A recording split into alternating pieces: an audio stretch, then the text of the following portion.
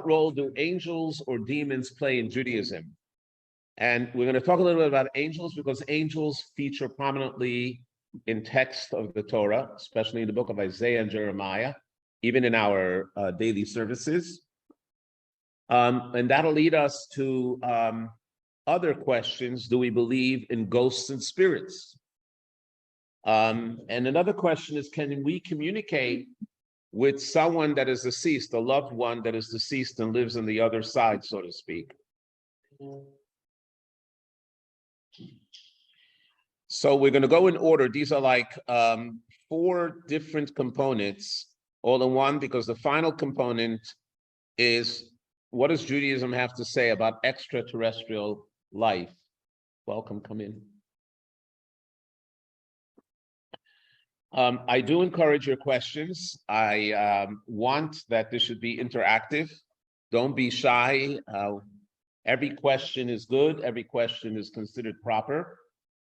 And these 4 topics have actually deserved in its own right a full JLI. So we'll be as thorough and brief as possible at the same time. So let's talk about angels.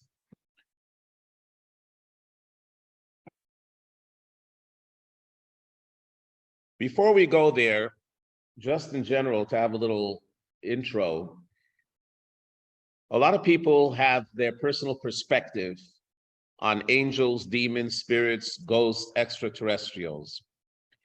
And rather than discussing what your or my feelings are on it, we want to see what Judaism has to say. Now, most people have a view of angels, of these pure entities with wings flying around.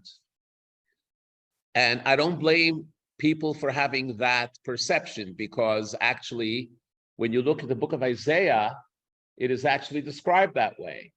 In fact, this Friday, we're going to be celebrating Shavuot, where we read the 10 commandments, the 10 statements, and we speak about the great revelation of God, and there's going to be mention in the Torah about angels.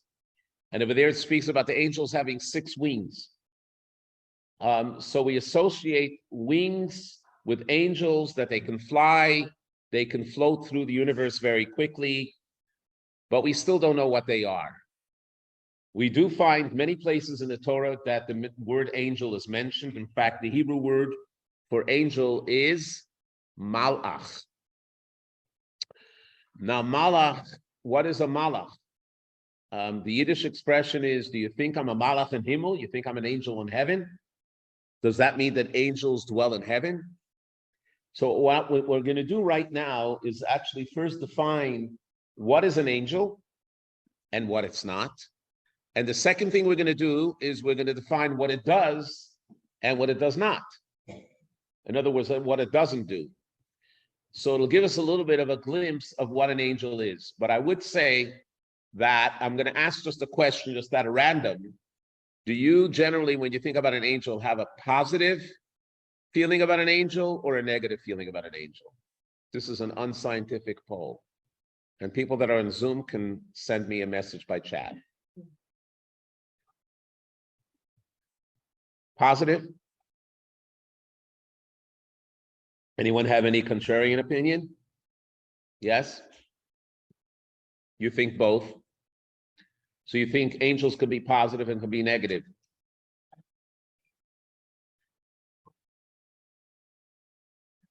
Very good point. You don't think that an angel can be both positive and negative in one entity, but you can see that some angels are positive and some angels are negative. Okay, we're going to actually discuss that soon. But first we need to understand what angels are. Yes? Any other? What? Yeah, there was that television program. That's not in the Torah, so I'm not going to address that. Okay. Okay. Okay, so one of the descriptions of angels is actually found in Maimonides, in the Mishnah of Torah, where he talks about the laws of the foundation. So if you open up your textbook, if you have one, and if you don't have one, you'll hear me read it. on page 115. So here's what Maimonides has what to say about angels. He said, God created in his world beings that are spiritual and have no material substance. Okay, there are some chats here, so before I go on, let me see if I can open it. Yeah, positive. Very good. Okay. So the question was, if we have a positive image of angels or negative, let's see what angels are. So here's what Maimonides says. Maimonides says, text number 1 on page 115, God created in his world beings that are spiritual and have no material substance. These are angels which have no body or physical figure. They are spiritual entities. So this is something unique about angels, because everything else that God created in the world has both a body and a soul. Everything has its inner and has its outer. A human, of course, has a body and a soul, but even an animal has a body and a soul. Even a plant has a body and a soul. Even an inanimate has a body and a soul. According to Kabbalah, the Arizal says the words of God that bring it into creation are its soul, and the body is the actual physical stone or the physical rock. So the only thing that Maimonides claims doesn't have a body, but only has a soul, which is a spiritual entity, is an angel. So that's one thing that we know. It's a spiritual entity. But then he asks a question. The question he asks is that if you look in the prophet, let's give a look what he says. What are to make of the prophet's descriptions that they saw an angel of fire, or with wings, as we described before, about the 6 wings on an angel? These are all prophetic visions, and they serve as parables. So in other words, don't take it literally. It's only a parable. And sometimes something spiritual can display itself in a physical form, but it doesn't mean that it's truly physical. He gives an example. We find such figurative illustrations in the verse, and God is a consuming fire. God is not fire. And the description of him in this manner is metaphoric. Similarly, the verse states he makes his angel like winds, using wind as a metaphor. Okay, now, you have to understand, we're taking this a little bit out of context because Maimonides in the first chapters of the Mishnah Torah goes on to describe the whole process of the existence of God and the creation. And he basically explains that everyone is different because of their character, because of their body. No one is alike. Nothing was created as an exact replica of anything else. But if the angels have no physical form, he asks, since they don't possess a body, in what manner are each of these angels distinct from each other? So he says they're distinct in the sense that no 2 angels have an identical spiritual composition. It doesn't actually say it's a chain-like continuum, and just my little editorial comment. Chain-like sounds like a chain gang, but it's not a chain gang. Chain-like is actually something which the law of Seder Ishtalshalos, in other words, the law of cause and effect, is considered to be that it's a chain that it's linked. There's a higher level, a lower level. The lower level is a higher level to the level beneath it. So figuratively, it's called a chain, but it's not really a chain. But he says there are different levels of angels, and I will explain it in a minute. One higher than the other, each sustaining that which is lower than it. In other words, not only is one higher and one lower, but the higher ones care for the ones that are lower than them. In other words, they give them sustenance, spiritual sustenance that they need. And they all exist by God's power and benevolence. So what we learn here is that angels are spiritual entities that don't have a physical form, they don't have a physical body, and they're spiritual energy that are created by God for a specific purpose, for a specific mission. And there is variety amongst them.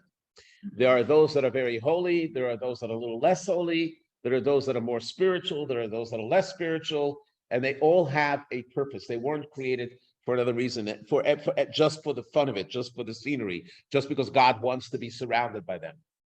So we're going to go into it a little bit more because angels are mentioned many times. And the question is, if they're spiritual entities, for what purpose were they created? And we'll get to that in a minute. Yes, Michael.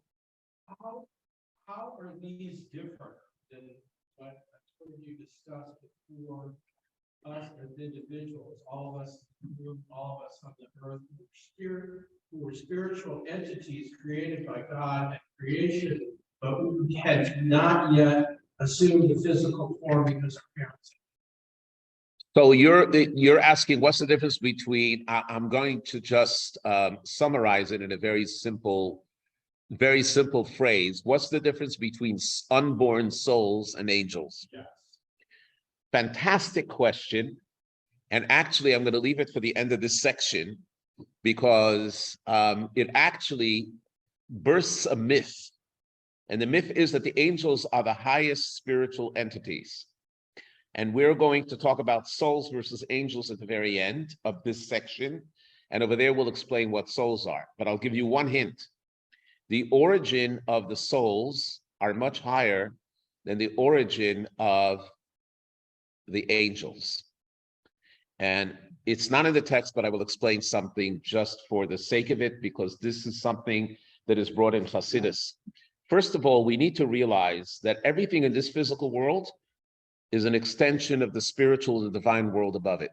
Anything you see physical, actually, you can see it on a higher source if you weren't, if it wasn't obstructed or filtered through the physical eyes. So, for instance, relationship between a man and a woman is actually a metaphor for the relationship of the masculine aspect of God and the feminine aspect of God, which actually we say it every day in the prayers. For the unity, the sake of unity of Kutchabrichu, God himself, Ushchinte and Shechina. Kutchabrichu is the masculine aspect, the Shechina is the feminine aspect. And Kabbalah talks about the unity of the two. And it says that the angels are created from the kiss, which is an external unity. And the souls are created from the intercourse, which is an internal unity. Now, of course, nothing physical can be ascribed there, but it's speaking about a much deeper level that the soul comes from a much higher source. So it is a totally different entity than the angel, and we will get to that soon. But angels have a purpose. If souls are higher than angels, why do we have angels? So because the angels are not enclosed in a physical body, they retain their spirituality and their godliness in every given situation, which is not so with souls. Once souls descend into the body and it goes through that whole filtration system and it's distilled into the body, what happens when it comes into the body, that it loses its spiritual senses and it suddenly adopts the physical senses. So if you were going to take the soul away from the body and you're going to tell the soul, let's go out for dinner and have a good glass of wine, soul wouldn't understand what you're talking about. Or having a good dinner doesn't relate to them, because the soul can only relate to spiritual things. But once the soul enters into the body, it loses that spiritual touch, where the angel always retains the spiritual touch. Not only that, the angels are created in such a way that they can help us interface with the spirituality, and that's what their purpose is. Let's give a look in text number 2 on page 117. This is taken from the third Chabad Rebbe, the namesake of our Rebbe, Rabbi Nachum Mendel of Lubavitch, and what he says is the following. What is the angel's function? He says the word for angel is malach. Malach in Hebrew means an emissary. The malachim, which is the plural for malach, serve as emissaries that transmit God's creative energy to sustain the worlds and all they contain. What does this mean? Let's talk about this for on a simple level.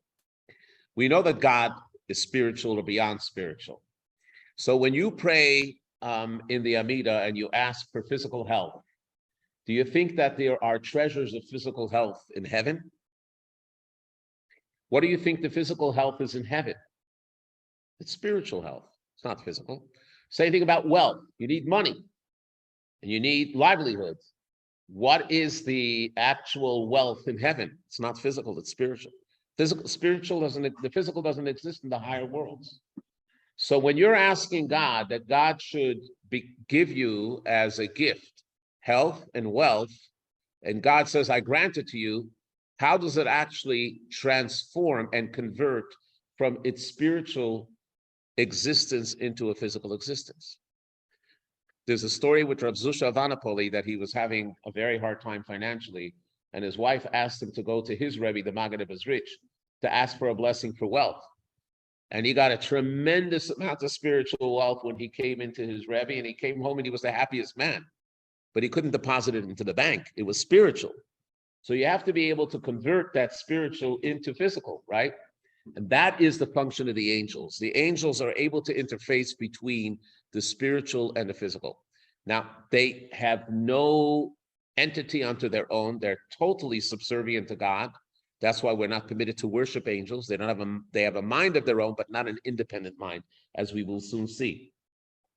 So that is what angels do. I'll give you another example in the Haggadah for Passover. If you remember the passage that when God descended from on high to redeem the people of Israel, it says it wasn't through an emissary, it wasn't through a malach, through an angel, and it wasn't through a saraf. A saraf is a higher level of angels, as I will explain in a minute. But it was he himself, God himself, which the fact that you have to negate that it wasn't through an angel on the night of Pesach means that that was an anomaly, that usually the divine flow from above is carried by the angels. Emissaries speak nothing of their own. They merely convey the message their principal has given them. Similarly, the malachim are merely conduits to transmit the flow from its source to the recipients. So that's the way it brings it down. What about going up? And the ladder, by the way, is very interesting when you look at the ladder on the screen, and I will explain that in a minute. There are also malachim who serve as emissaries on behalf of the Jewish people, collecting their good deeds and spiritual inspiration and bringing them before God. In other words, when we do a mitzvah, we do a good deed, it goes directly to God. But who actually carries it to God is the angel, because the deed we did was a physical deed. Again, to convert it into a spiritual entity and into a divine energy, the angel does that. Regarding the angels that receive the prayers, the Zohar teaches that they are needed because it is impossible for physical sounds and words to ascend to heaven and become subsumed in the divine source without them first being refined by the angels. So here's another thing. We're speaking a physical voice, right? So when I talk to you, if your hearing aid is set to the right tone like mine is, you'll hear me, right? The reason is because you have a physical receptacle in your ear through your brain that can actually translate human voice. But when we're talking about the divine human voice doesn't exist at all. It's our voice that exists. So how does it ascend to heaven? The angels actually transform that voice into a spiritual entity.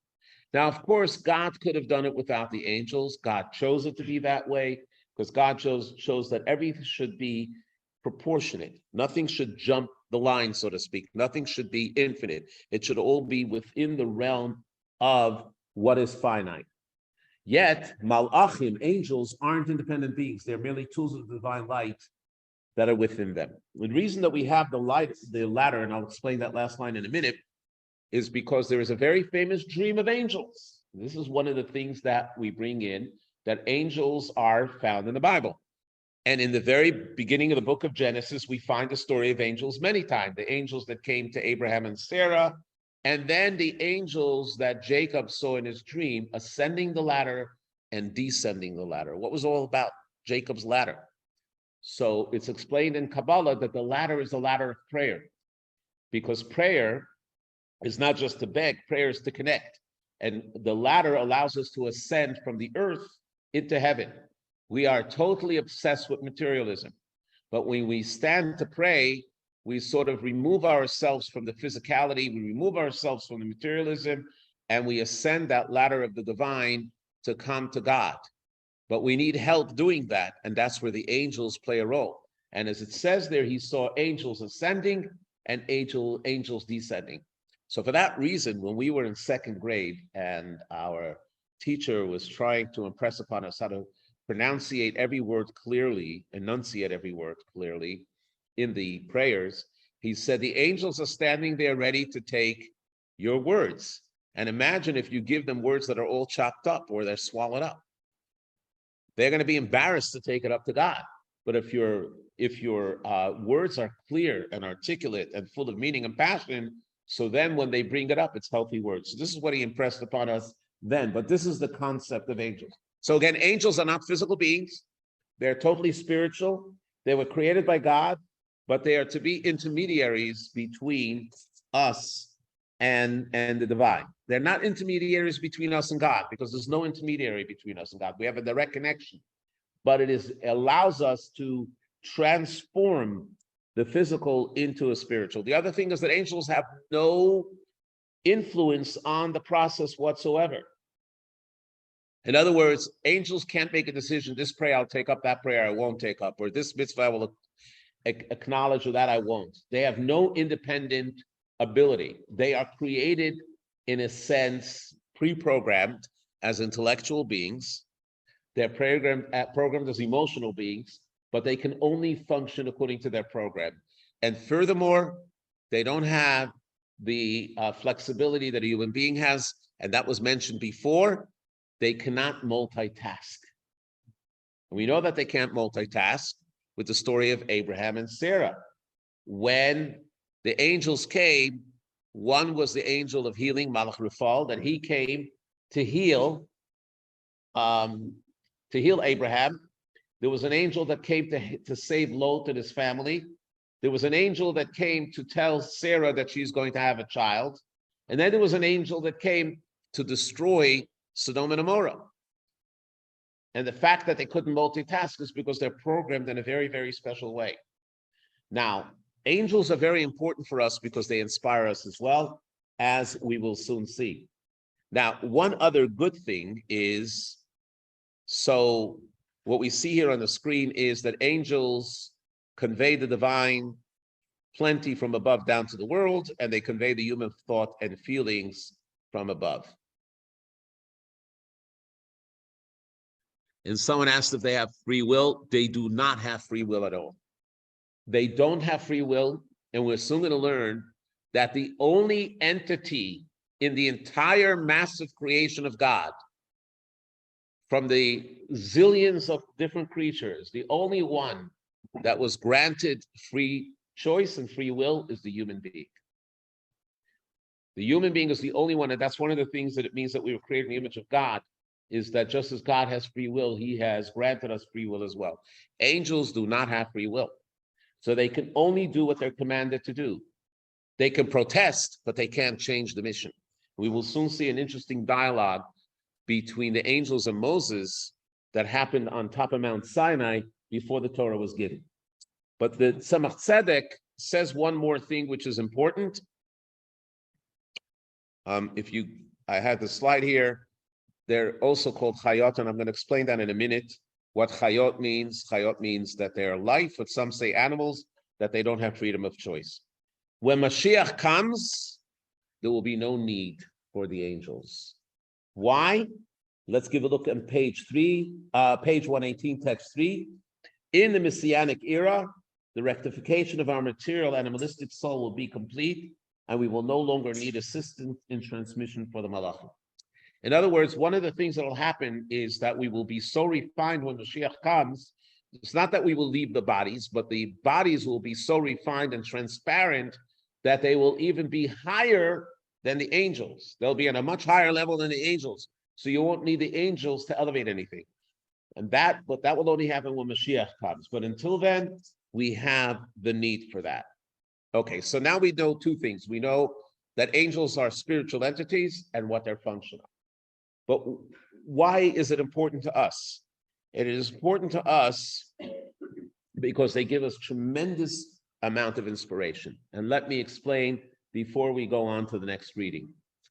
The sages, in their great wisdom, had written the liturgy for the daily prayer. The longest prayers are in the morning. Now, just to familiarize you with Jewish law biblically says that we are required twice a day to recite the Shema Yisrael, the portion of Shema.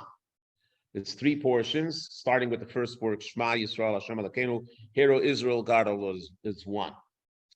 But the sages knew that if you're going to get out of bed, you're going to shower, and you're going to start praying and just say that statement is not going to have meaning. So they wanted us to have the time and effort to be able to develop that passion and that meditation in thought, so that when we say the Shema, it's filled. We understand what it means, that the unity of God and one with God. So before the Shema, they instituted two blessings. In the first blessing, they describe the service of the angels to God. And they speak about the angels in their sweetness and in unison, all with love, declaring the greatness of God. And they say, holy, holy, holy is God, the Lord of hosts. And those angels are called Srafim, a saraf. A saraf means something that is burnt. They are burning with fire in their longing to connect with God. And then you have angels that are in the world beneath them, and they're called Chayot HaKodesh, which was mentioned before. They don't have the depth of knowledge, but they also have the desire. And they say, Baruch Kvod Hashem Imkomo, blessed is the glory of God from wherever he is. And then you have the Ophanim, which is the lowest level, and they also sing the sweetness of God. Now, why is this mentioned in the prayer? To awaken us that just as the angels are standing there and praying to God, and they're recognizing the holiness of God, and they have a longing to become one with God, it inspires us that our soul should be awakened, that we should also have a longing to God. Furthermore, in the Kedusha, if you give a look on page 119, that is usually recited in the repetition of the Amida. So we have the first and second statement is Nakdishach v'naritzach. We will hallow and adore you as the sweet words of the assembly of the holy angels who thrice repeat. They say three times, holy, holy, holy unto you, as it is written by a prophet. And they call one to another and say, holy, holy, holy is the Lord of hosts. The whole earth is full of his glory. So we're looking to the angels for inspiration. We're looking to the angels, that the angels have that consciousness because they don't have the obstruction of the physical body. We do have the obstruction of the physical body, but we can at least connect and imagine and meditate on the service of the angels to awaken our souls. Okay? So the angels serve another purpose. They serve a purpose of inspiration. Now, it's not the highest level. I'm going to get there in a minute. So actually, what we are learning is that there are different, what Maimonides says before, that the distinction of each angel is based on their unique spiritual structure and character. So for instance, the angels that are in the highest world that are called Saraf, they're in a much higher level than the angels below them, but they nurture the angels that are below them, and the angels that are below them are on a higher level than the angels below them, and each one has their function. Not only that, the angels actually come and help us. Just as it says in the Zohar, on text 5, page 120, when we return from the synagogue, this is going on Friday night, angels accompany us on each side while the divine presence hovers above us, and the angels, if we enter our homes with joy and receive the guests with joy, then the angels are with us. And if when upon arrival, the angels of divine presence see the candles lit, table set, the husband and wife both joyous, at that moment the divine presence said, this is mine. In Israel I take pride.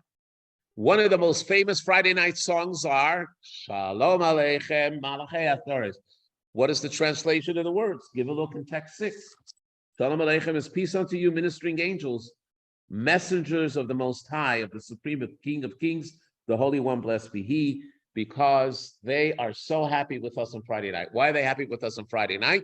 Because during the week, we are pursuing the material, the physical, so we don't have time to reflect on the divine and the spiritual. Comes Friday night, we are relaxed, we're more introspective, we're connecting with God, we're going to have a Friday night meal, and all of a sudden the angels are becoming closer to us, and they're enjoying it.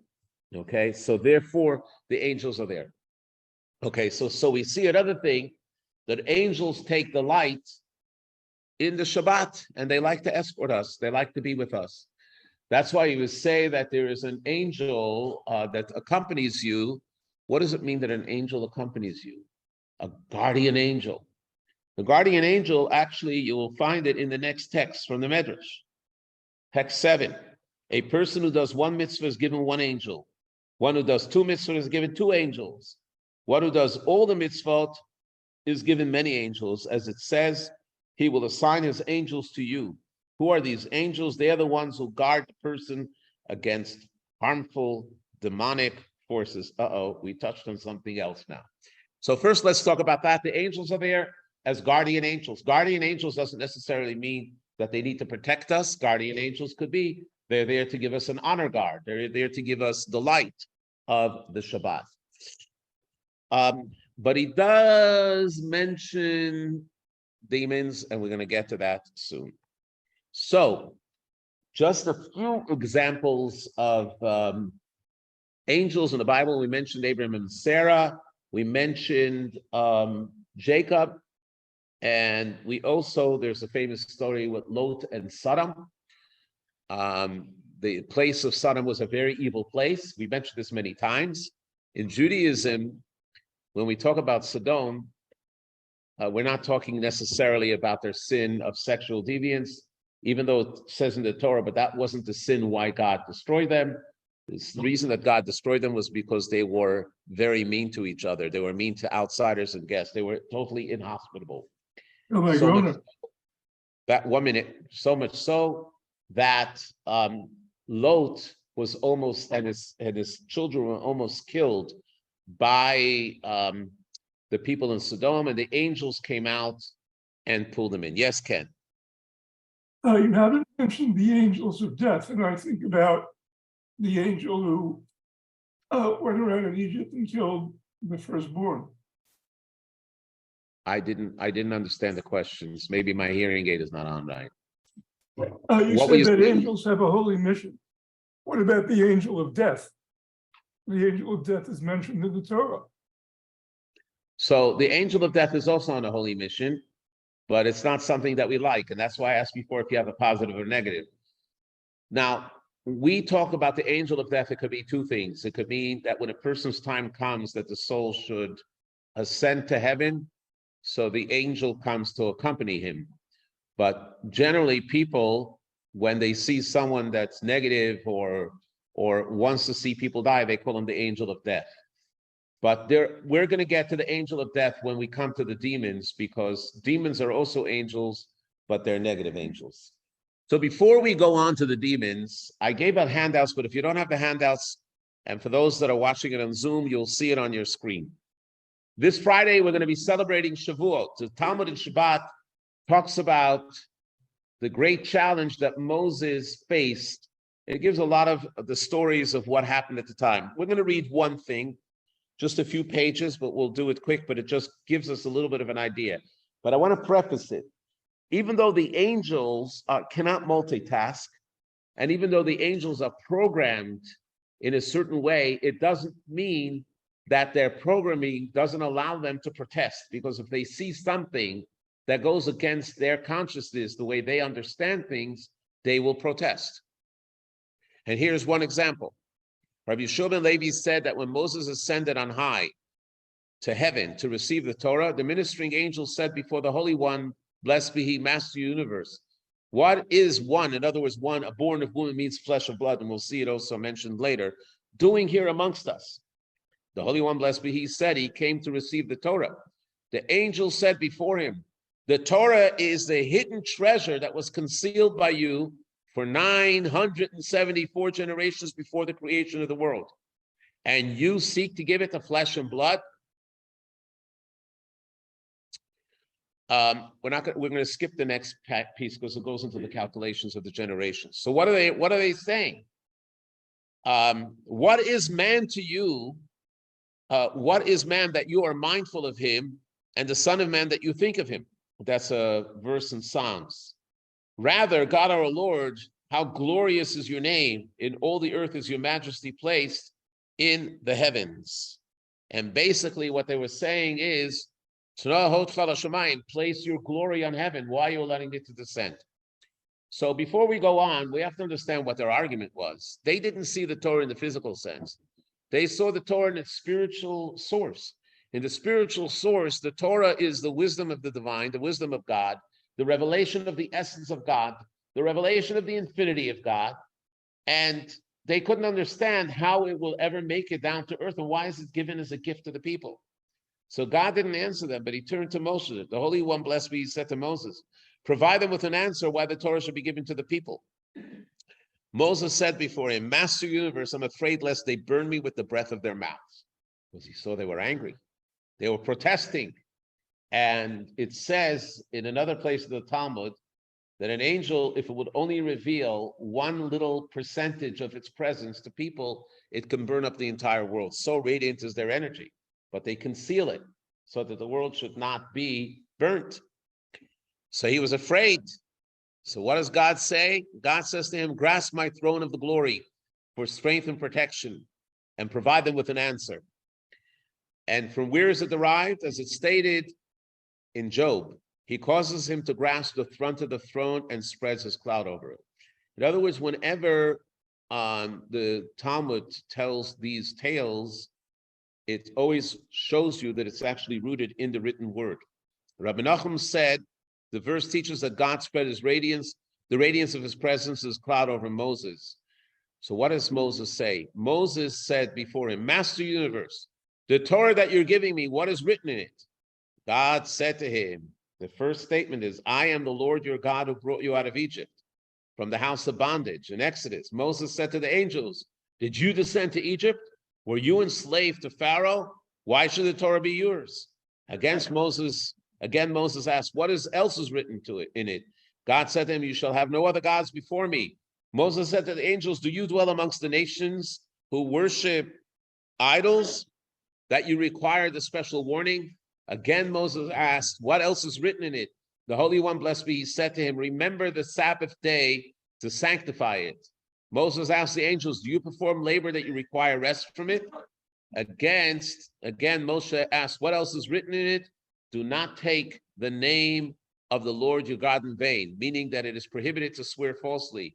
Moses asked the angels, do you conduct business with one another that may lead you to swear falsely? Again, Moses asked, what else is written in it? The Holy One, blessed be he, said, honor your father and mother. Moses asked the angels, do you have a father and mother? This goes on through it, and I gave out the handouts. I don't want to go through all of it, but I do want to say that it converted the angels, because after all the arguments about not killing and not stealing and all of that, immediately each and every one of the angels became an admirer of Moses and passed something to him, as it says, you ascended on high, you took a captive, you took gifts on the account of man. Let's stop here for a moment. So actually the Talmud continues on, and I didn't put it up on the board, that when the Jewish people preface Nasa to Nishma, that we will do and then we will listen, the angels descended from heaven with 2 crowns, and they adorned each and every Jewish person with 2 crowns, one for we will do and one we will listen. Let me just stop here a second and talk about what is the argument here. What is going on over here? Actually, this is an argument that continues on day in and day out between Judaism and all other religions. Conventional wisdom is that religion makes you more spiritual, and it is true. And the ultimate is to be separated from the physical world and be thrust into the realm of the divine and have no connection to the physical, just like angels are. It makes sense because the physical is a distraction of the divine. Judaism comes along and says that that wasn't the intent of creation. The intent of creation was to reveal within the physical the essence of the divine. So it's not let us be physical just for the sake of being physical. We're being physical because that's what God wanted from us. And in that physical, we are going to reveal the divine. And that's a very, very deep concept, but that's what Judaism says. And that was the debate between the angels and Moses. Angels were giving the conventional wisdom, which a spiritualist will say. And any spiritualist will say that the world to come in the Garden of Eden stands much higher than the physical world. And Judaism comes along and says the physical world is rooted and sourced much higher than the spiritual world, because this is where the divine interest is. Yes.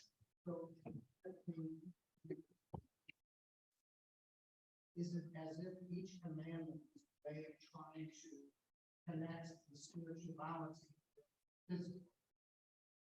it's a little different. It's not just that it's trying to connect the spiritual with the physical. A commandment is an expression of the divine desire. So, and at the end of the day, there's no logical reason for any mitzvah that we do, even though some of them can be explained in logic. But the underlying core of a mitzvah is we do it because God commanded us, and through this he sanctifies us. The Talmud famously says, if God would have made a mitzvah to chop trees, that's what we would have done. So we don't have a reason why this mitzvah. We can find the reason. And Maimonides says, we mentioned it earlier in one of the previous classes, we're obligated to find the reason, but that's not the motivation. The motivation is this physical act expresses the divine desire, and through this, you can actually take the infinite. And we will soon see something fantastic in regards to the angels, how they view us when we do the mitzvahs. And this only happened after the story that we just read that happened on Mount Sinai. Yes? Sorry, I walked in late. When were angels created? And second, how many levels are there? You mentioned 3. I can think of 3 more. There actually, first of all, angels were created at the time of creation. That's number one. The order of creation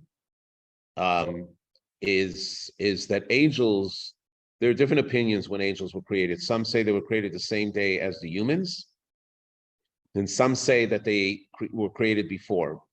Really, it goes to we're not worried about the order of creation. We're ordered about what's rooted higher. The humans were created last, and they're rooted in the highest level. Secondly, I only gave an example of 3 levels. There are myriads of levels. Myriads of levels. There are angels that are considered to be the archangels. In other words, they're the main angels. They're the source of angels, like the angel Michael, Michal, which is the angel of kindness. Then there's the angel Gavriel, the angel of strength, comes from the Gvura. You have the angel of healing, which is Malach Rafal. You have many other angels that are mentioned, Matat, and Kabbalah goes into full discussion. And if you read the book of Ezekiel, there are all kinds of angels, but there are the sort of the core angels and many angels that were created from them or derived from them. And there's still angels that are being created today. And not only that, humans have the ability to create angels as well when we do a mitzvah. And we will soon see that in a few moments. So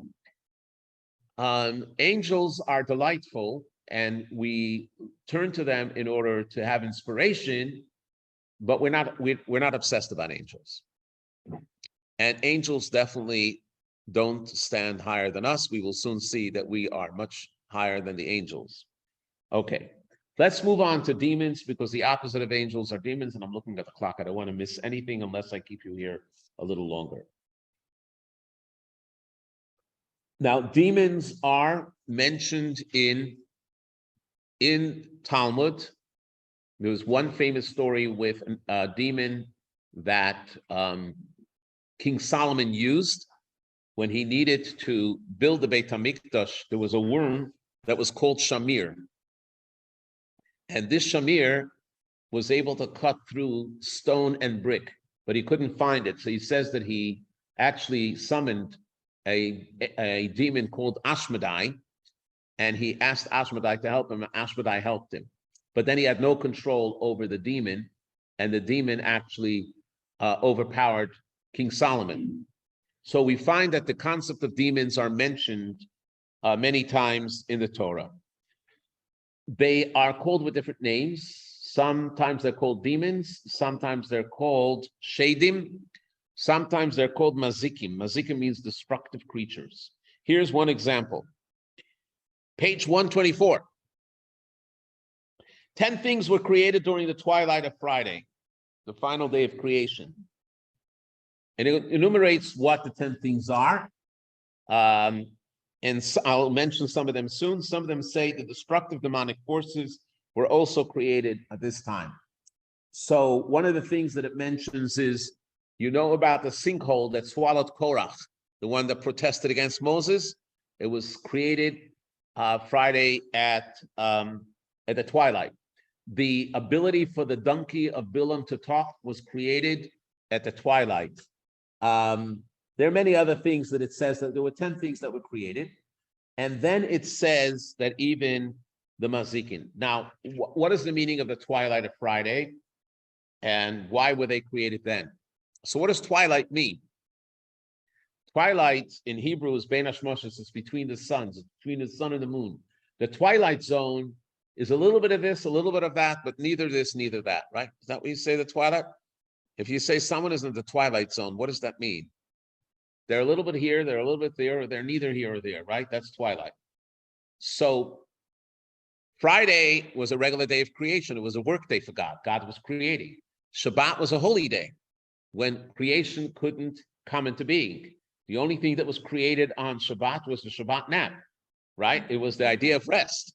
That's what the Medrash says, Ba Shabbat, Ba Menucha. Shabbat comes rest, tranquility.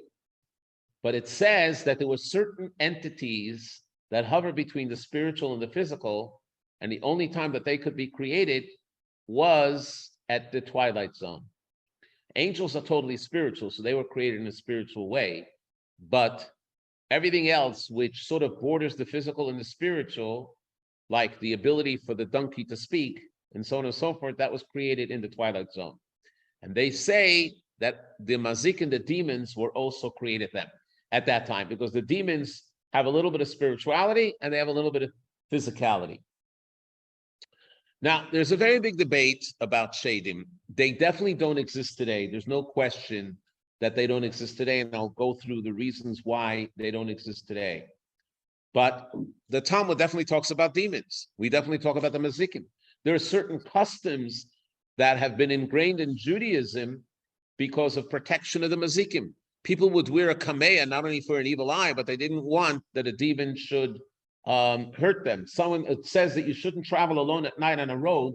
This is the olden days when you weren't in your car, but you were traveling down the road, because a mazik or a demon can afflict you then.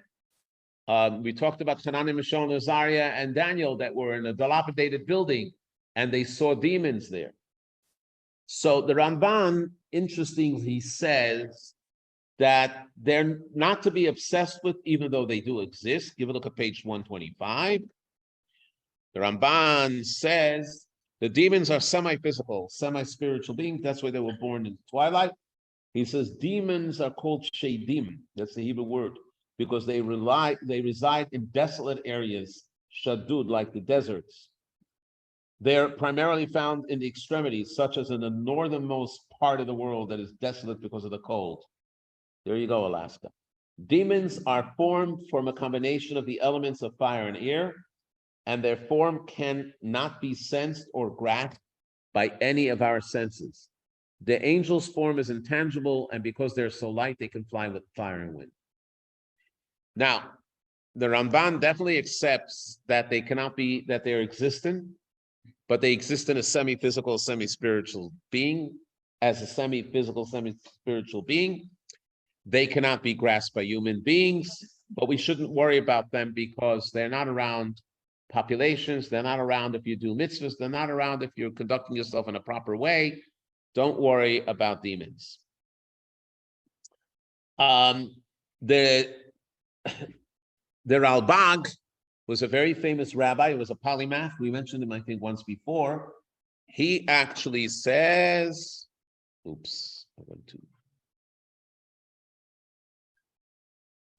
that demons are a psychological problem. They're projections of the mind. Let's give a look what he says.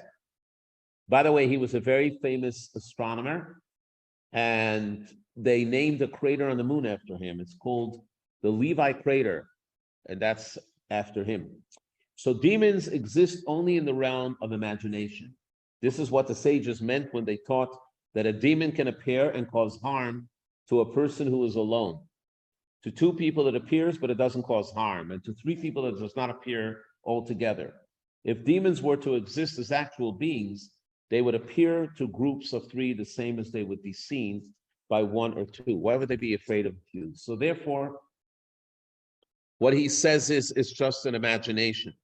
Not only that, if you give a look on page 127, even Nachmanides, who mentioned them before, says that demons have no power or strength. There's no need to engage with them because they do not have independent ability or benefit to harm us. Now, What I want to just mention is that many of the leading Jewish sages say that even though demons might have existed in the time of the Talmud, they don't exist now.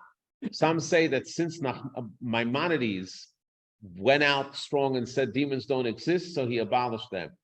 Others say that they were abolished in later generations, but nevertheless, the idea is that they don't exist, just as black magic doesn't exist today as well. And this is something which is repeated again and again in many books, that going back to the Middle Ages, the sages had abolished any kind of demons, so we don't have any problem with demons. The only thing that we do have is that we refer to demons psychologically. When you say someone has a demon or they act like a demon, it's because psychologically it's so. And I want to go to it for a minute because this is a very powerful statement. The powerful statement is that demons are much stronger than we are. And angels are stronger than we are in the physical world. And if we give into it, it can have power over us. So what defines what is an angel and what defines what is a demon in our own life? So for that, we read a piece of a mimer from the second Chabad Rebbe, and it's a very powerful piece. It is extremely powerful, and it's a guideline to anyone that is in a pursuit of spirituality. How do you know that you're truly spiritual? How do you know that what you're feeling is correct? And there's a litmus test. There's a very strong test, and he explains it. He says, why are demons called destructive forces? The negative spirit and demons don't have any ability to transgress God's will. Demons are also like angels. They're the counterpart to angels. Just like angels don't have the ability to cross God, neither can demons. So he says the following: the side of holiness and the side of impurity are completely opposites. They're called good and evil. And this is not a subjective term. It is a correct term according to the Torah. Entities on the side of holiness have two distinguishing qualities. Firstly, they completely surrender to godliness, do not perceive themselves as independent entities. So what does this mean in simple language? They have total humility before God and humility before people. If someone is spiritual and they feel pompous as a result, they're not spiritual, they're not godly.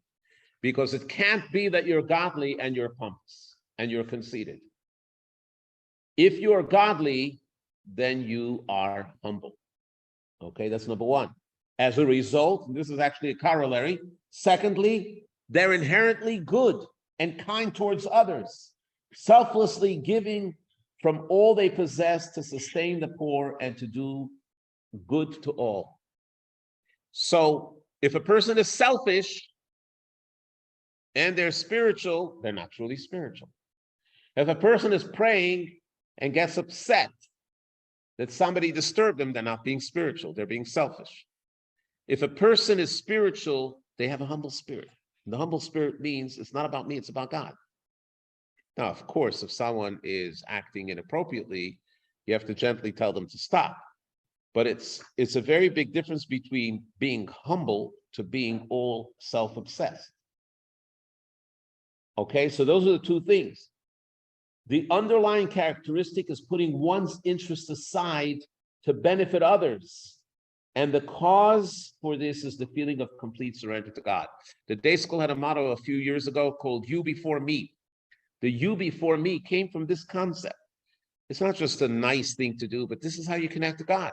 The famous story in the Tractate of Shabbat, when the convert to Judaism said to Shammai, "Teach me the entire Torah while I stand on one foot," and he sent him out the door, and he went to Hillel. Hillel said, "This that is spiteful to you, don't do to others. The rest is commentary. Now go study." How could this be the foundation of our divine spiritual connection to God? Because what the Torah is trying to accomplish is a sense of humility, a sense of surrender to God, and realizing that there's a higher power. And that higher power is God, so therefore we're not obsessed with ourselves, and that is expressed in how we treat other people. The side of impurity has the exact opposite nature. It considers itself all important and only feels its own needs, and it doesn't have any feelings of selflessness only arrogance and grandeur. So to put it down into simple thing, an angel mindset is humility, recognizing and appreciating that we were created by God and we're fully dependent on God. The demonic mindset is selfishness, seeing oneself as solely responsible for all achievements and successes. So if you think about it, we can allow the demon within us, the evil inclination, to have total governance. If we get angry, it's fine. That's our personality. But if we get super angry and livid and we can't control ourselves, then we're becoming like a demon. We're allowing the demon to be over us. The same thing as jealousy. We see somebody else as more than us, and we become jealous. We're giving into the demon within us. But if we always see the other person in a positive light, or at least try to see the person in a positive light, then we're acting angelic. There's a few things that are very important that I want to cover, but the next one actually is where we see that the angels actually are envious of the souls. Because what the souls can accomplish, the angels don't have mitzvot. The angels, their ascent is on a very lateral level. It's a very slow level. It's basically what they comprehend and they continue on, but they don't grow. The humans have the ability to grow because we were given the mitzvot. So here's what it says. Rabbi Shneur Zalman of Liadi said, it's on page 130, text 13. In the upper worlds, those are the worlds that are inhabited by the angels, right? The preciousness of this world is well appreciated. The ministering angels will forgo everything for one amen yehei rabba that is said by a person with full concentration, with total focus on the words. So the next time you're in synagogue praying, or the next time you recite a blessing,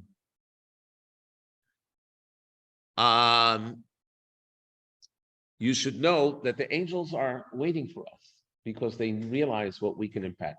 Do angels ever take forms of humans? Yes, they can, but it's only in appearance. So somebody asked a question on the chat, only in appearance, but it doesn't mean that they're real humans. There's only one story in the Midrash, which I must say, and that is that there is a tribe called Nephilim. Nephilim means the ones that fell from heaven. Now, we learn in the book of Genesis that the generation before Noah was a very evil, mean generation, right? They were full of robbery, thievery, and all of that. And the angels were mocking humans and saying to God, look how terrible your creations are. And God said to them, do you think you'll be better? They said, yes. So God gave permission to a few of the angels to actually descend into human bodies, which that was an anomaly. And they were the worst of the worst. They couldn't control their body impulses, the bodily impulses, and they were called a Nephilim. And it proved that at least a human being has freedom of choice, where an angel does not have freedom of choice whatsoever. Okay, now I want to get to the ghosts and the spirits and the dybbuk. Have you ever heard the word dybbuk? Okay, what is in your imagination a dybbuk?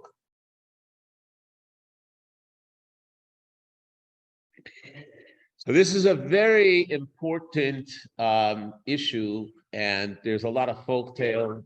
There are mentions of dybbuk, and I will actually share with you something that's spectacular that we witnessed ourselves. We didn't see the effect of it, but we learned about it, and I will share with you in a minute. But first, let's talk about this. The word dybbuk comes from the word devek. Any Israelis here that can translate what is devek? Glue. What does glue do? Glue attaches, it's an adhesive, right? Glue attaches one thing to another. Dybbuk is when a soul that cannot find rest in heaven attaches itself to a living person. And that's why they can sometimes display multiple personalities. In most cases, if somebody displays multiple personalities, you take them to a medical physician, to a psychiatrist to get help. But there were cases that they were actually a dybbuk, so we'll talk about this. So what happens here? So number one, we have to establish the eternity of a soul. A soul lives forever. The souls that were created never die. So therefore, when there is death, the soul departed from the body. As we see here in the verse, that when God, on page 132, when God formed the human from the soil of the earth, he breathed into his nostrils and neshama, soul of life. and the human being became a living thing. Now, that living thing can never die, as it says in the next text, text 15. God did what he had done, not done with any other creature. With his Holy Spirit, he blew to Adam and the Shama, that is immortal and does not perish when the body does. So what happens to the soul when it leaves? Where does it go? Now, first of all, when it leaves the body, it's no longer physical. It's totally spiritual and godly, but it has to dwell in a certain kind of world. So if the human being was a tzaddik, a righteous person, so it goes straight to the Garden of Eden. If the person was very material, even if they weren't bad, but they were very materialistic, it has to go through something which is called purgatory. Purgatory is not what you imagine, red devils with pitchforks roasting people. Purgatory is where they lose their sense of the physical. The soul is now being retrained to appreciate the divine and the spiritual, and it could be painful. Anytime there's transformation from one culture to another, it's painful. So this could be very painful as well. Now, there are some souls that have to go through reincarnation. Let's say they did something that was wrong and they never repented for it. So they can be given a chance to be born again as a new person, live through the entire life and be challenged with where they failed the first time, and then they can actually correct it. So that's the concept of reincarnation. We had a JLI class just on reincarnation. The reincarnation, sometimes there could be something which is called ibur. Ibur means to impregnate, but it means over here that a soul connects with another soul and it attaches itself and rides along, that when the other soul does the mitzvahs, it elevates this soul. So that can happen as well. Sometimes it could be that if someone is in a meek or weak situation, so a soul from their family or a loved one can come down from heaven and be with them as an escort to help them through the times. And many people have said that when they've been through very hard times, they felt like a loved one came down from the Garden of Eden, was there with them and helped them get through the crisis. And that is very true. But sometimes there could be a case where the Gilgul doesn't help and the soul bounces around and it cannot find any peace. And the only thing that it can do is attach itself to someone else. And when it attaches itself to someone else, it makes that someone else miserable because it's sucking out all the energy of that other person. And that was the story of the dybbuk. Very rare did it happen. Novelists in Judaism were fascinated with it, so therefore they made all these storybooks about it, and they wrote a lot about it, and they talked about the exorcism of a dybbuk and all of that. It did happen from time to time, but it is very rare. Sometimes it could be that it's not a dybbuk, sometimes it's just floating around, and it doesn't find peace. In fact, one of the things that it says is that one of the punishments for the soul, if it was indecisive in its lifetime for doing good, is that it suffers something which is called kapakela. It bounces from one to the other, that it can never find peace until a tzaddik does a mitzvah for their sake, and it causes the soul to elevate. Actually, we also learned that when a soul passes on, the loved ones that say Kaddish or do mitzvahs for them, the reason for that is to elevate the soul to the highest level. The longest time that a soul can suffer in purgatory is 12 months. We don't want to say that our loved one is getting the maximum purgatory, so therefore Kaddish was recited 11 months. But sometimes the soul can't find peace and it jumps all around and it becomes a dybbuk. So here is a story that is mentioned by Rabbi Chaim Vital. Rabbi Chaim Vital was a student of the Arizal, and he was one that was authorized to write the teachings of the Ari, and his books are known as Eitz Chaim, the Tree of Life. A lot of ideas of Kabbalah and Hasidus are taken from him. Page 136.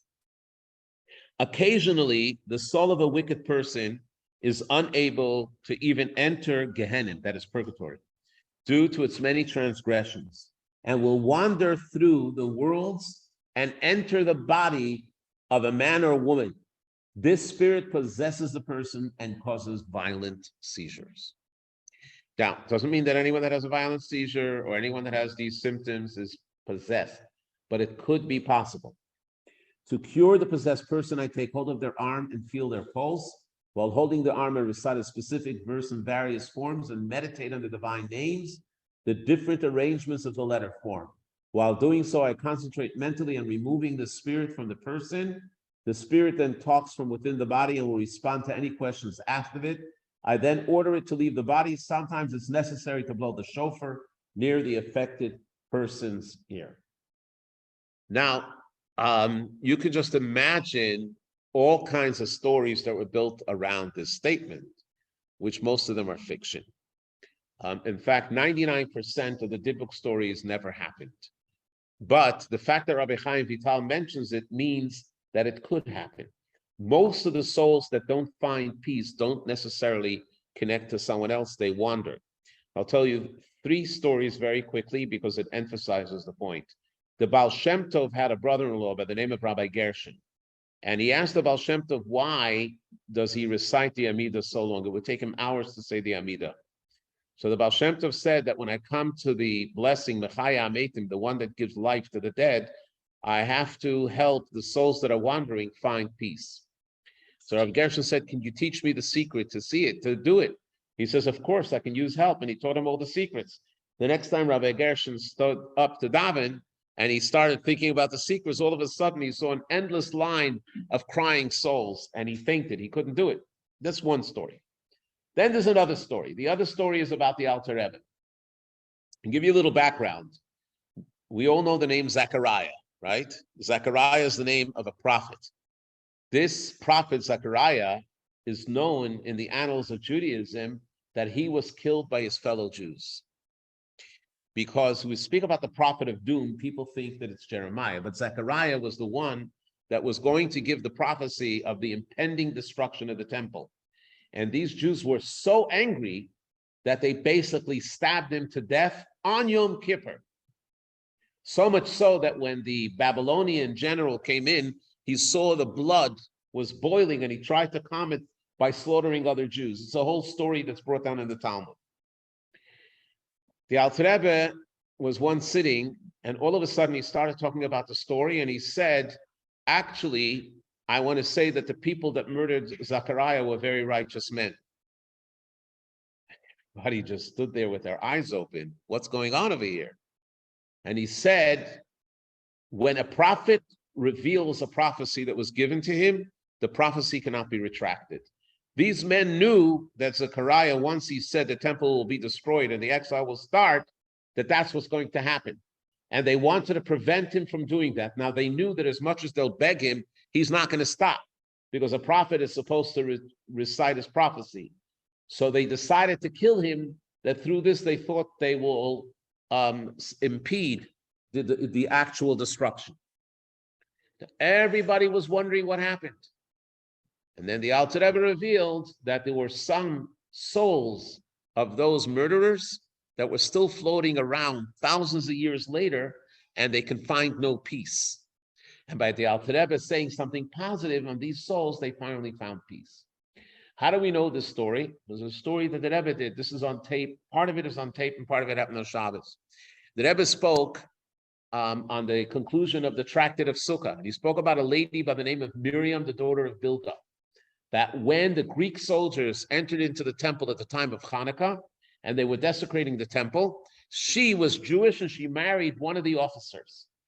And at one point, she took off her shoe and she banged on the altar and she said, "Lukus, lukus, wolf, wolf, how dare you consume the offerings of the Jewish people, but when they need you to defend them, you don't do anything for them."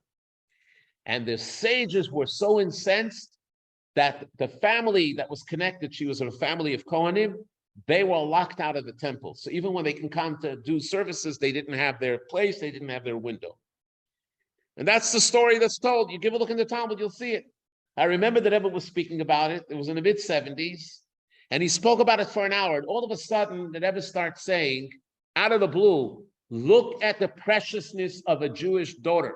That even though she married out and she was part of the Greeks, she saw the suffering of the Jewish people and she couldn't take it. And the Rebbe burst out crying.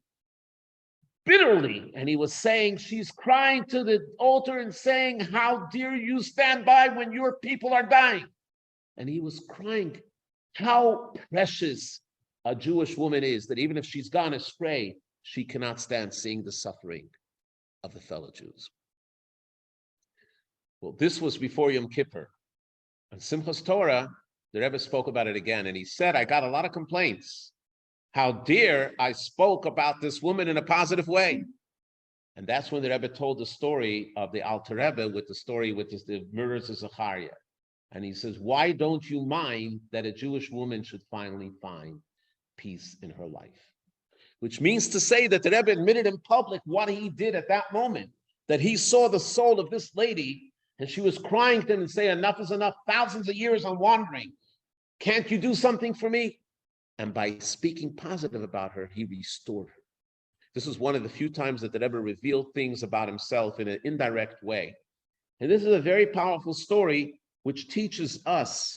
And the Rebbe was then saying that you have to realize how you have to be careful with what you say and all of that, that when you say something positive. Now, there's one other thing that we don't have enough time to go through. That's the third thing is communicating with the dead. Now, the Torah says it's prohibited to communicate with the dead. Rambam says it's impossible. The Tanakh tells a story that King Saul, after Samuel told him that you're no longer going to be the king and David is going to take it. So before David took it, there was still a fight with the Philistines. By that time, the prophet Samuel had died. And Saul was having no success in his war.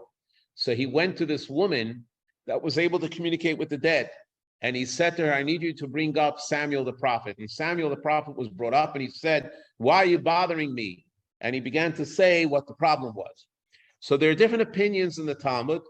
Some say that it was just a metaphor and some say that it was real. One thing is for sure, communicating with the dead, even if it was true, and there is something that they have which is called seance and seance parties, that is prohibited according to Judaism. But the fact that it's prohibited doesn't mean that we don't have a connection to those that passed on. Actually, if you give a look on page 43, this is very important. You will see, first let's look at the screen. The soul has 5 components. We're only going to talk about 2. One is nefesh, which is the physical, biological life of the soul. And then there's ruach, which is the spirit. We spoke about neshama, which is the divine, and there's chai yechida. Now, we discussed this in another JLI class, that even after the person is buried, the nefesh always remains by the grave. The ruach, the spirit, ascends above, but the nefesh and ruach can communicate. So therefore, when you come to the grave and you're saying prayers, you're awakening the nefesh. And if you have a problem, the nefesh awakens the ruach, and the ruach comes before God to pray. Let's see how the Zohar says it on page 144. The nefesh remains present in the grave. Due to the fact that it remains among the living, it is acquainted with their pain. And at their time of need, it pleads with God for mercy on their behalf. When the inhabitants of the world are in need, when they are in sorrow or visit the cemetery, the nefesh is aroused to their plight. It ascends and awakens the ruach, which in turn entreats for mercy. Consequently, God has mercy on the world. So what do we learn from this? Visiting a loved one at the cemetery is very important. Number one, they miss us because even the prime part of the soul is in heaven, but there's part of the soul that's still attached to the body. So we do them a favor. And also for our sake, if we need something, we can communicate with them. There's a story told that there was a Jewish community that wanted to uproot to another place. And at night they had a dream that the people that had passed on that were buried there, that said, please don't leave because we enjoy when you come to say prayers at the cemetery, that it means something for us as well. So the idea is that it's not called communicating with the dead, but it means that there is some sort of connection there because the soul never departs. Now we're going to get to the extraterrestrial. We'll get to that in a minute. What is Jewish view on extraterrestrial? Is there life on other planets or not? I will actually do a little reading before we show you the video, if you see page 46, there's a whole bunch of readings. Let's go to the very last reading. Okay, it says a contemporary perspective. This is taken from the Rebbe's writings. This is not the Rebbe's writing himself, but it's taken from the Rebbe's writings. According to Torah, there may be extraterrestrial life forms. Mention of these are found in the Talmud. Civilizations, however, which would mean intelligent life form, are a different story. According to the Torah, a defining quality of intelligent life, as is the case with man, is the presence of free choice. Remember, we said before that angels don't have free choice, so even though they exist, but they don't exist in our world. The whole purpose of creation, was to give the Torah, but it can only be done where there's freedom of choice. Moreover, the existence of free choice and the human ability to utilize it is only possible by the virtue of Torah. Therefore, if we were to assume that there was intelligent life somewhere else in the universe, they would have to have a Torah, and that is impossible. They cannot have their own different Torah. Since the Torah is the Torah of truth, there can only be one truth. Yet it is impossible to assume that they have in our Torah, after all the story of the Torah was given to the Jewish people on earth is described in the Torah in great detail. Much attention is focused on these details because they're important to our very understanding of the Torah. In other words, according to Judaism's viewpoint, it is possible that life exists elsewhere in the universe, but societies of intelligence or human life-like do not exist anywhere else but on earth. So we're going to watch a video and just tell you that the main character in this video is Professor Velvel Green. I don't know how many of you remember him. He visited Charlotte many times. He was an epidemiologist, but he also was an ethicist, and he was brought out to Davidson College to speak many times. The Jewish Federation here actually had him as a speaker many years ago when they had this medical society to speak on medical ethics. And he has a story to tell. So let's watch this video because it really sheds light on this issue.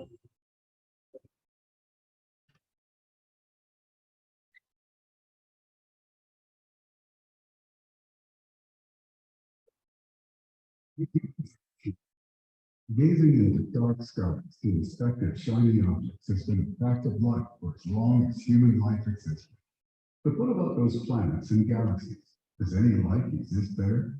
Is there anything out there on any planet, anywhere, staring in our direction and dreaming? Jews love questions, and this one was presented on several occasions to Rabbi Mendel Peterson, known simply as the Rebbe, whose knowledge of both Torah and scientific sources was truly remarkable. The Rebbe insisted that Judaism does not rule out the chance that.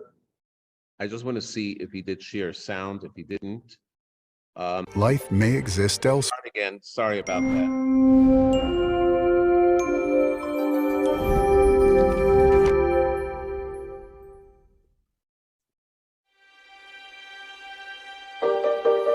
Humans are curious. Gazing into dark skies to inspect at shiny objects has been a fact of life for as long as human life existed. But what about those planets and galaxies? Does any life exist there? Is there anything out there on any planet, anywhere, staring in our direction and dreaming?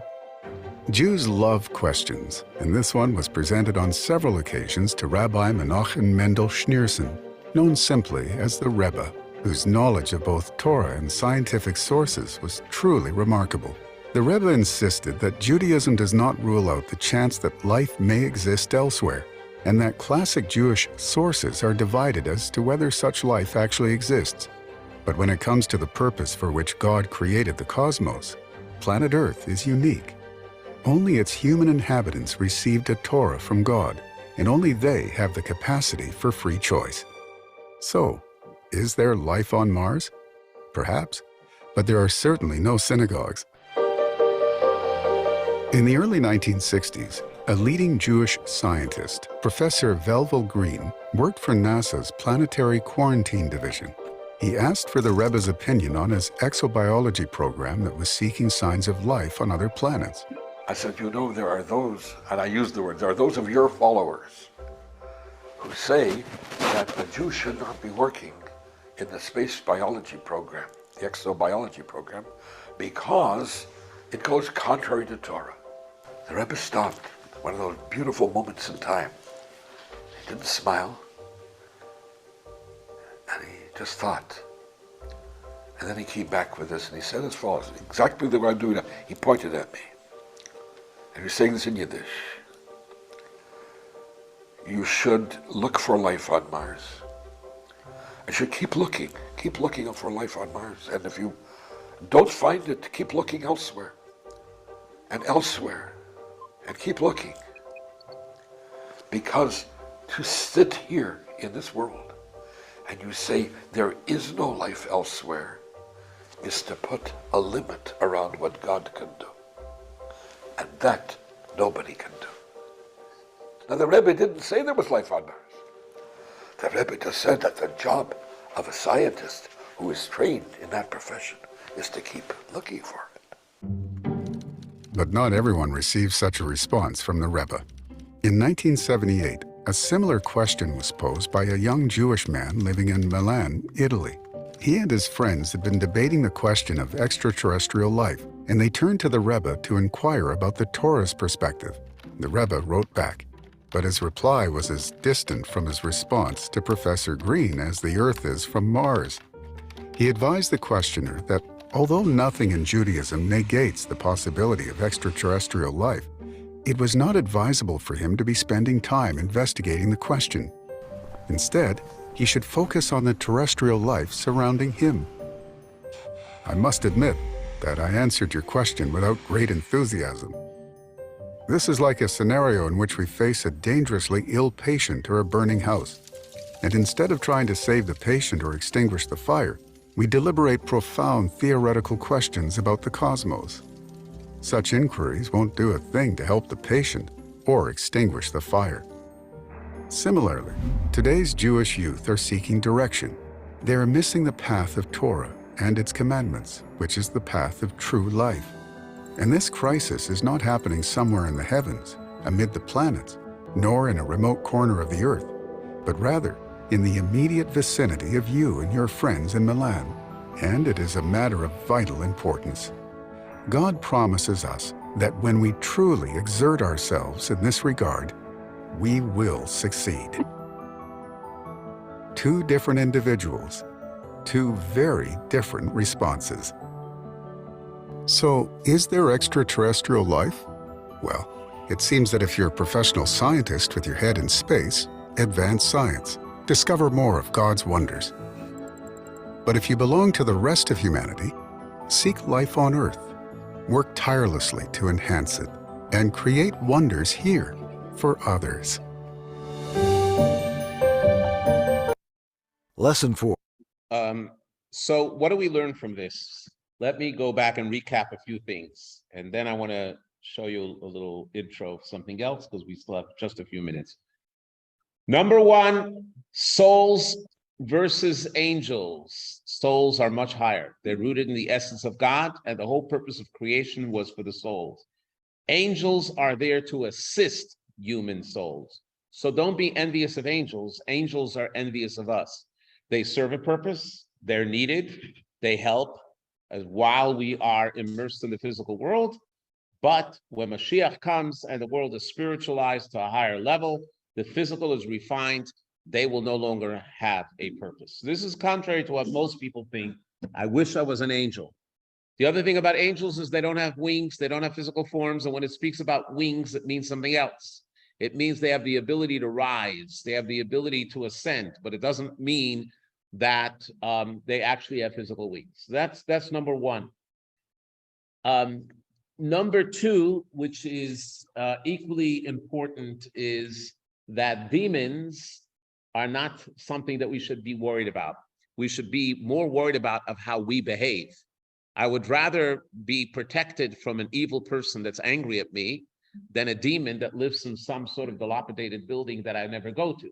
So demons really don't affect us. And if people are worried about demons, and believe me, there are people that are worried about demons, but it's really not something that we should focus on.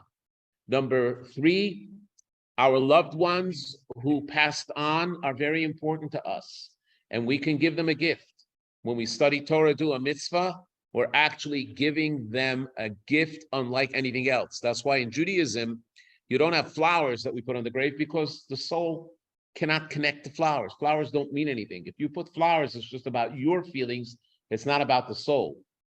When we do a mitzvah for the sake of the soul, or we study Torah for the sake of the soul, then that elevates the soul. And finally, extraterrestrial, it's very possible, but it really has no impact on us because they don't have the Torah. They don't have free will. So whatever they are, even if you decide and we've discovered that there are Martians, they're no different than angels. They probably have a purpose why they're there, but it doesn't really affect us and our mission. Our mission is to be able to serve God. We are pleased to announce our show you upcoming 2 more quick course, The videos. World of Kabbalah, revealing how its mystical secrets relate to you. In Lesson 1, we will examine the spiritual worlds that link God's plan to our universe. We will see how they relate to human thought, speech, and action, providing us the tools for intentional living. In Lesson 2, we will probe the divine realm of 10 Sephirot and corresponding powers of the human soul, discover individual purpose and how to manage weaknesses. In Lesson 3, we will observe how God's infinite light is the key to harmonious relationships. We will also learn how the human willpower mirrors God's infinite light, which is why we can overcome obstacles. In Lesson 4, we'll study the primordial spiritual universe of Tohu and its impact on human nature. We will discover the key to harnessing negative inclinations for the positive. In Lesson 5, we'll explore the process of Tzimtzum, the divine concealment. This will empower us as we navigate life's dark moments. In Lesson 6, we will uncover the essence of everything and the ultimate purpose of existence. We will gain insight into human capacity and repair wrongs. The World of Kabbalah. Anyways, I want to thank you all for joining us for this very special class. If you still have questions, please don't hesitate to contact me or Rabbi Cohen. I do want to mention that on this Friday, we will be celebrating Shavuot. And the main theme of Shavuot is the giving of the Torah. And it says that when we read the Torah in the synagogue and the Torah is taken out and we read the 10 Commandments, it's as if God is standing there again at Mount Sinai, giving us the energy, giving us the Torah. The Rebbe, who we saw before in the video, asked that anyone that can should please make an effort to partake in that event. Speaking also about remembering the souls, Saturday Shabbat is the second day of Shavuot, and we will be doing Yizkor. So have a happy holiday. Thanks for joining, and it should be a great summer for everybody. Thank you.